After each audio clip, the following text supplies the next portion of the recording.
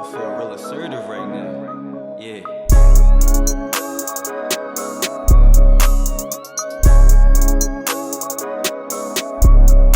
Yeah.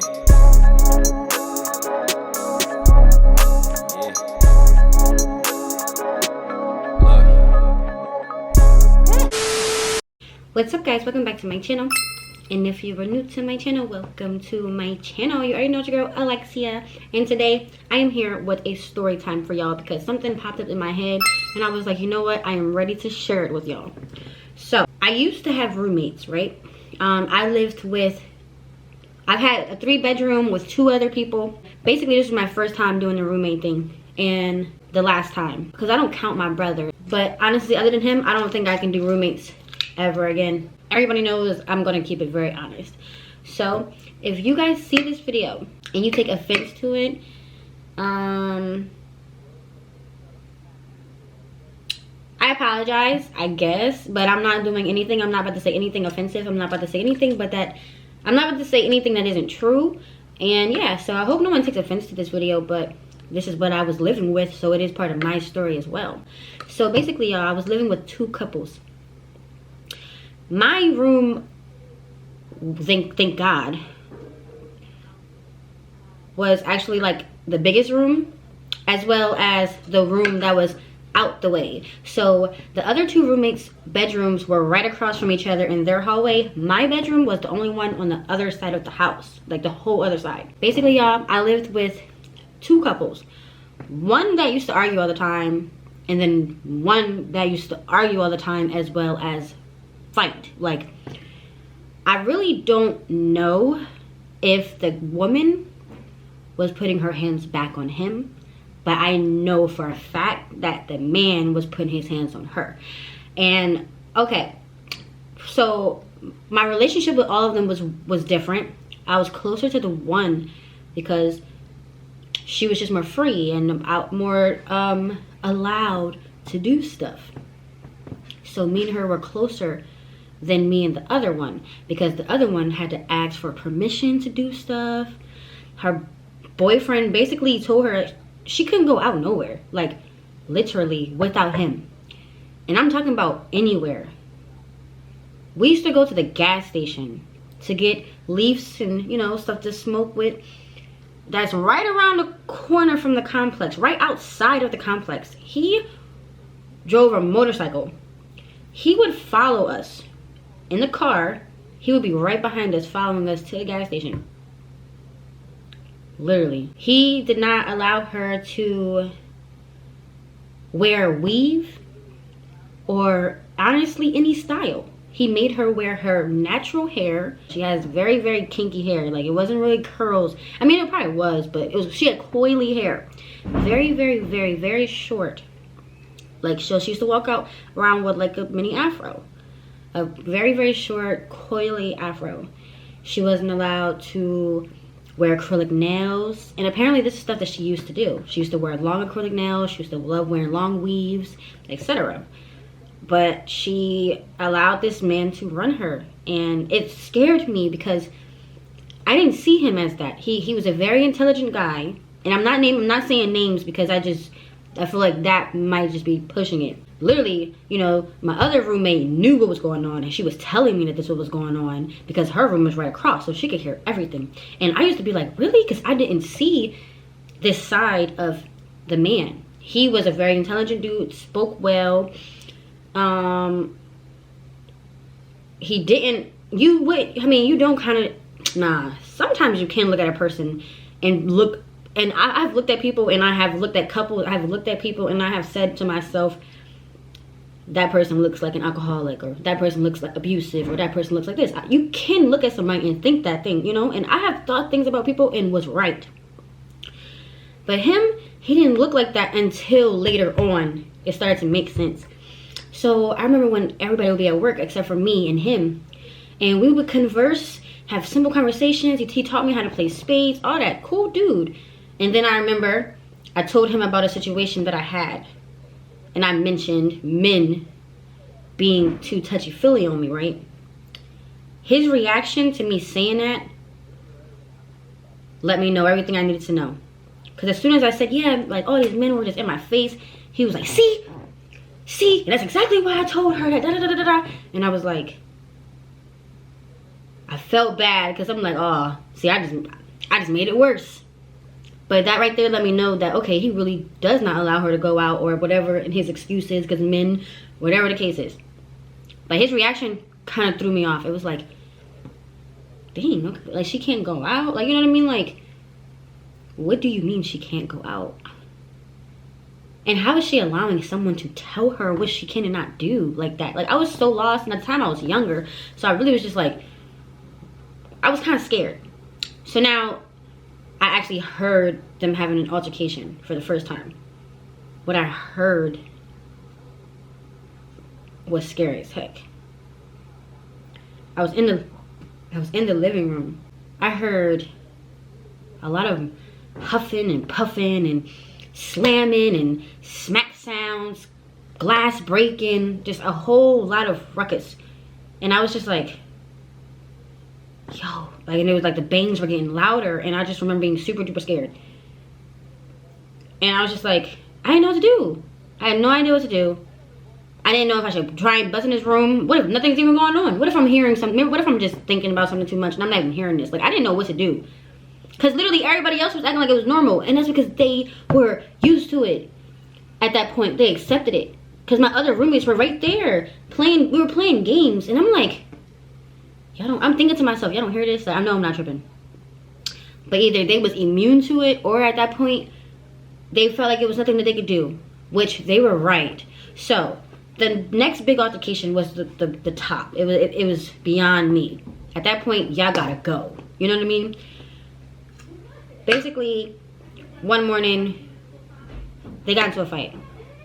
My other roommate started arguing with him. Basically, it just got ugly.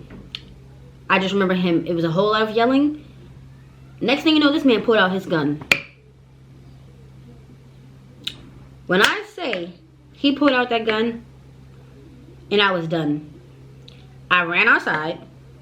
I called my dad and my brother. I'll never forget that. They were so ready to come. My roommate called the police. She called the cops because he wouldn't leave the house.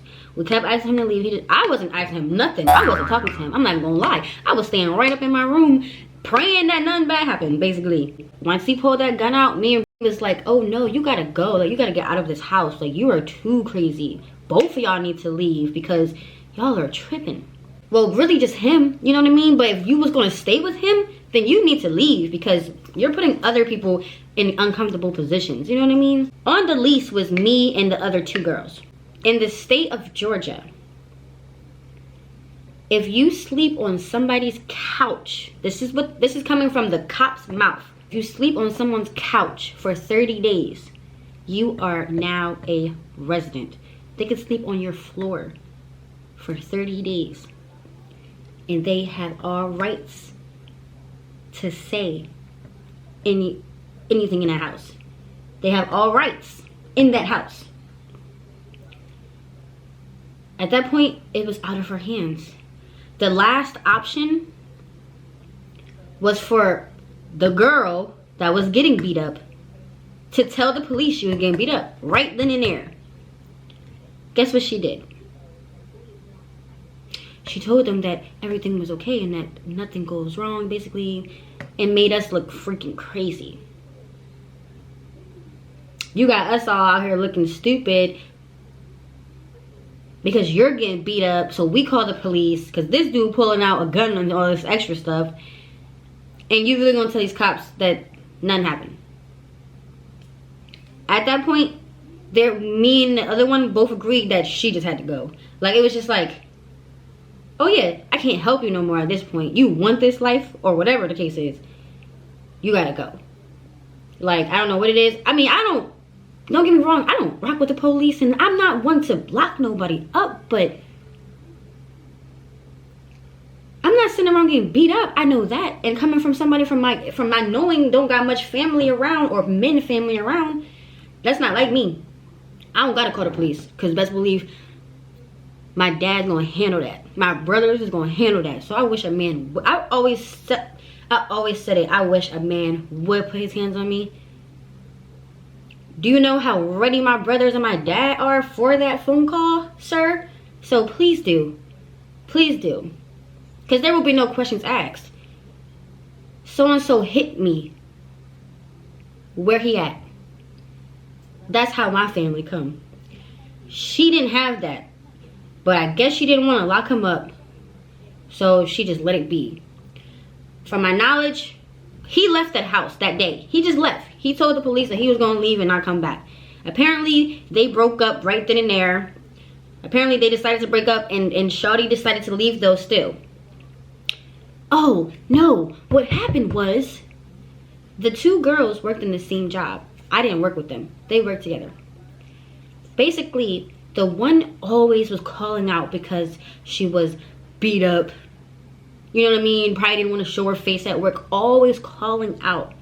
And she used up all of her days.